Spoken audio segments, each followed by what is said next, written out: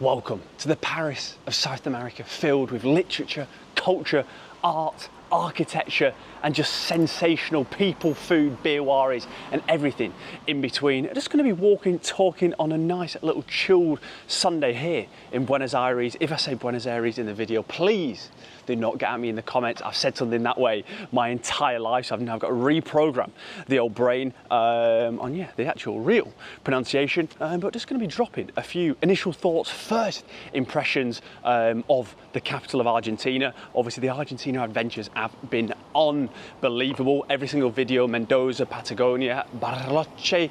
Obviously, I've been saying every step of the way that Argentina is by far my favourite country in South America, and slowly but surely rising the ranks of my all-time favourite countries as well. And that was before we even got to the capital, which even after just 2 days, it's already solidifying that spot and rising by the day.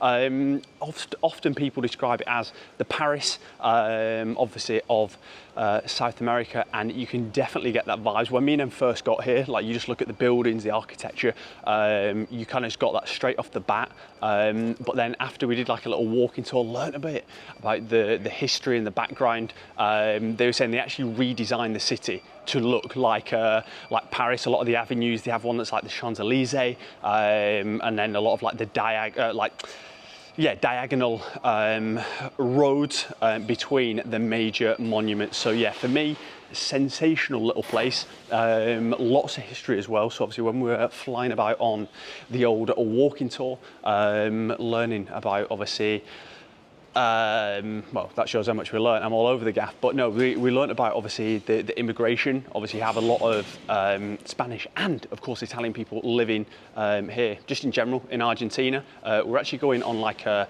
Nazi SS German tour in a few days, so it'll be interesting to hear about after World War II, because I think obviously I've done a lot of reading online where it's saying about how a lot of like high-ranking Nazi officials moved over to Argentina as well. So it'd be nice to get that side of the old story. But yeah, it's a gorgeous little place, very much like the cafe culture type place. Like, I think when you go to like Italy, when you go to your Spain's, when you go to your Paris, you do get that. A little bit in London, but not quite the same. You can't quite sit out when it's absolutely Baltic.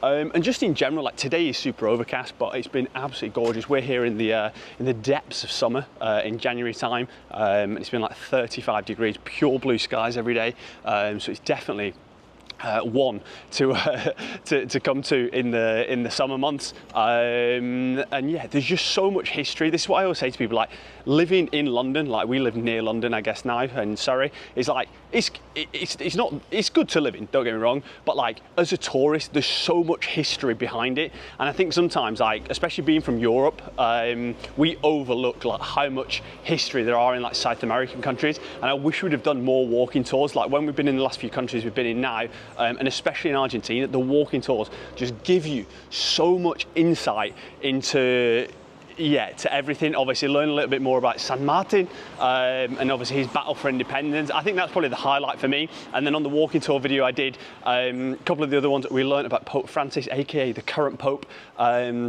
He's the first Pope who's not been from Europe. So he used to be a man of the people, getting on the tube, getting on the metro here, chatting to all the locals on a daily basis. But they were saying since he's become Pope, he's never come back here once, which is pretty loose behaviour from him, but probably the best stat. And apparently this is true. Multiple sources have said so, that he used to be a bouncer in a club here in the city when he was younger. So yeah, pretty loose stuff. Flair buildings, lovely cafes, and then on the nice people stuff, this is actually insane. So I went on a little run this morning, and like everyone's been nice. Everyone had been like Buenos Aires, and then obviously in Mendoza and Patagonia, but I think this probably accentuates it even more. So went on a little run, got down to like near the park, near like the main airport, and there's just loads of like people playing football, so I'm just sat there just watching them play, and then people like shouting to me. I'm like, oh, lo siento, no español. Anyway, they come over because like they'd nearly finished or something, and they come over at the end of the game, and they're like, you play football? And I was like, nah, you know, I can dabble. You know what I mean? Just put me in the middle, and I'll just be Rodri, just breaking up plays, Sergio Busquets, just keeping it simple, pass and move. Obviously, they don't speak English, so that went down absolutely terribly. But no, they were laughing. They were like, next Saturday, 4:30, next Sunday, 9 a.m. And you would kind of get that probably in the UK and England. People are like, oh, do you want to play or whatever? But like the fact they came over at the end and were like, yeah, come down next week, I think only, illustrates again how nice the people are here. So yeah, big thumbs up. On that front, do you know what I mean? It's like any major city. There are beautiful parts, there are parts with culture, parts with history, parts that have been gentrified, parts where they've obviously put more money into it. And it is a tale of two halves. Do you know what I mean? We're staying in a nice area. You go into the city centre, you've got all the monuments, everything is absolutely beautiful, but obviously down near I guess like the port, we try to cross all these roads without getting run over. Thought it'd be nice to do it today on a Sunday, because it's a lot quieter in Argentina. We've noticed on Sundays, everyone respecting the old Sabbath. But yeah, down near the port area, I think I always think, I never know how to say these things. It's like, I don't know what is the politically correct way, and do you know what I mean? There's pros and cons. Wealth doesn't mean happiness and stuff like that in life. But that is like an area where, do you know what I mean, it's less favourable living conditions, and it's like any city in the world. But I also think it's nice just to talk about the environment that's in front of me. So yeah, it is a tale of two halves: the rich side, the gentrified side, and then yeah, obviously the other side. I guess as well, one of the biggest letdowns. Let me get the name for this one. So we went to Cafe Tortoni, which is like the oldest cafe in Buenos Aires, and we queued up outside. It looks super flair. So they've got like the windows covered, you can't see in. We've got a little peak, and it's like, in terms of what it looks like, it is beautiful. Like in terms of it's like super old fashioned. Everyone's in like a black tie, all the waiters and waitresses working there, and we queued for like 40 minutes. So we're like, God, it's got to be good if other people are queuing. And we get in, and it's just, it was terrible. Like from then on, it was terrible. Service, terrible. What else did we have? And then like the queue outside is because only half the restaurant's full, and it's because they just don't have enough staff. So all the tables are just full with like empty drinks and plates and stuff like that, just ruining the ambiance, the atmosphere. And then the food order, Em kind of got it right. Hers was actually pretty good to her. She got like a lemon pie, and like a hot chocolate with churros and stuff like, which looks pretty good to be fair. But I had an absolute stinker, like actually shambolic. So I got a ham and cheese sandwich, so I'm thinking nice crusty bit of bread, just elevated with a little bit of sauce, something like that. It was literally just a ham and cheese toasted, as if you've asked like a 4-year-old to make it. No, there's wrong with 4-year-olds cooking, but for me, if I'm going to the oldest restaurant in the entire world, I want something a little bit elevated, something with a little bit more class. And then I also got, what else did I get? Oh, I got a cheesecake, and it's like, I was like, oh, like what's the flavour? It's like strawberry or something like that. So I'm thinking there will be strawberries on this cheesecake. I'm thinking there's like high level of patisserie skills. It's a big cafe culture here. I'm not even joking. I used to work at Morrison's back in the day. Hell of a joint when you're growing up. But like, it was as if like they just bought like a store-bought one there. Like it was absolutely terrible. And it worked out like 15, 20 quid each. I think Em's a little bit more because she got like 3 things and a drink. But like, expensive, not worth the wait. Yeah, and absolutely. I guess terrible food. It's like the reverse of don't judge a book by its cover. Usually it's like the negative way around, and it's actually amazing. This time it was terrible. But yeah, anyway, we move on. However, we do have a little banger recommendation. I've done a separate video on this as well.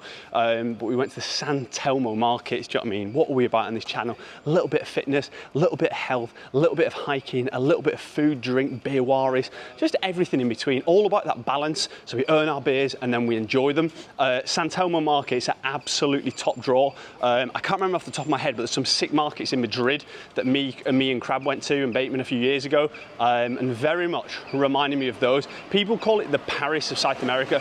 I actually think it's a combination of Madrid, Paris and London in a good way. It's phenomenal so far. But yeah, these little markets, buzzing. They're open 9 AM till 8 PM, but I would advise going 12 till 5. By the time we were there at 5, it was kind of closing up, and you just go in, there's big open fires, there's different meats on there, got a little ribeye sandwich, homemade focaccia, and then they have loads of beer wines on draft, and somewhere even had a little porter on, which is just absolutely unbelievable scene. So yeah, smash a little porter in the bones, got a little Aperol spritz, which is the Euro Boy summer drink. That, for me, if I'm gonna get like a little cocktaily type drink, I'm always on an Aperol. So fresh, nice and cold, yeah, top draw.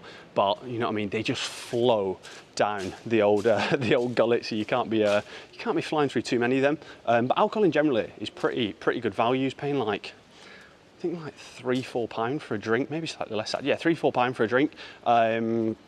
For like a beer, for like an Aperol spritz. Aperol in general actually is really good value here. You get an Aperol in London or something like that, and you're exchanging a lung for a cocktail, which is less than ideal. But yeah, good atmosphere, good buzz about the markets, and like I say, good little start to Buenos Aires. So yeah, for me, it's already starting up at 10 out of 10, and it's going to take a lot to knock it off that pedestal. We've got a few things in the diary this week. We've got a little cooking class. We're going to meet some bloke on and cook on his rooftop, big open fire, get the ribeye steaks in the bones. We've got a little Nazi tour. We're going to go to La Boca tomorrow. So yeah, we're just going to be exploring the city, getting amongst it in each of the old different districts. We're staying about 20 minutes outside the centre, which is a lovely little area, but obviously just got to get a taxi in and out each day, and taxis as well are really good value. You're talking like £5 for like a 30-minute taxi, which is amazing value. So yeah, for me, the people, the food, the drinks, the atmosphere, the environment, the weather, not so much today, but it's a good day to do it. It's less people, so I'm not dodging and diving in and around when I'm trying to walk about. So yeah, for me, it started bloody high. Questions, as always, in the old comments, or whilst you're down there, hit that subscribe button. Still en route to 3K subs. I'll see you tomorrow, baby. Remember, the chef is always cooking. Let's get it.